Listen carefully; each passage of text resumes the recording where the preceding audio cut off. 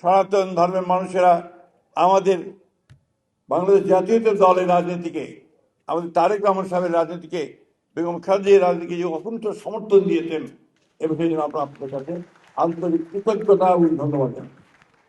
আমরা এই পরিবেশটা ধরে রাখতে চাই।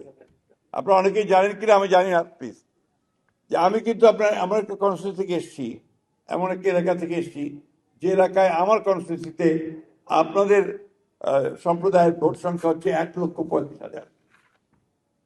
সেখানে আমি প্রায় 1 লক্ষ ভোটে জয়লাভ করেছি। এখানে যারা আছেন তারা সবাই জানেন যে আমরা কনসিয়াসলি, সচেতনভাবে চেষ্টা করি যে আপনাদের সঙ্গে সুসম্পর্ক গড়ে তোলবার। আমরা সচেতনভাবে চেষ্টা করি আপনাদের সমস্ত যে সমস্যাগুলো আছে সেই সমস্যাগুলোকে নিয়ে আলোচনা করে আলোচনার মাধ্যমে সেগুলোকে সমাধান করা হয়।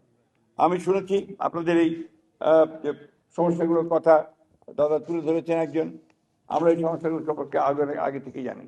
আমাকে দাদা বলছিলেন যে আপনারা যখন সনাতন ধর্মের মানুষদের সঙ্গে কথা বলেন তখন বিশেষ গোষ্ঠীর সঙ্গে বলেন, আমাদের সঙ্গে বলেন না।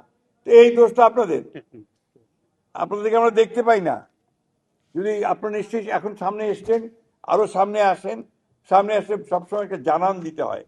উপস্থিতি জানান না দিলে তো উপস্থিতি টের পাওয়া যায়, তাই না?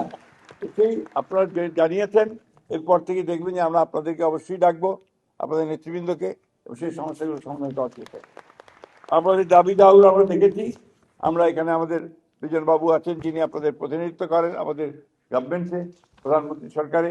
আমরা এই বিষয়গুলো নিয়ে আলোচনা করে আমরা অবশ্যই ইতিবাচক সমাধান দেওয়ার প্রত্যেককেই আমরা চেষ্টা করব। তবে একটা জিনিস আমাদের মনে রাখতে হবে যে বাংলাদেশ কিন্তু একটা সকল ধর্মের একটা স্বাধীন সার্বদেশ, এটা জনগণতান্ত্রিক বাংলাদেশ।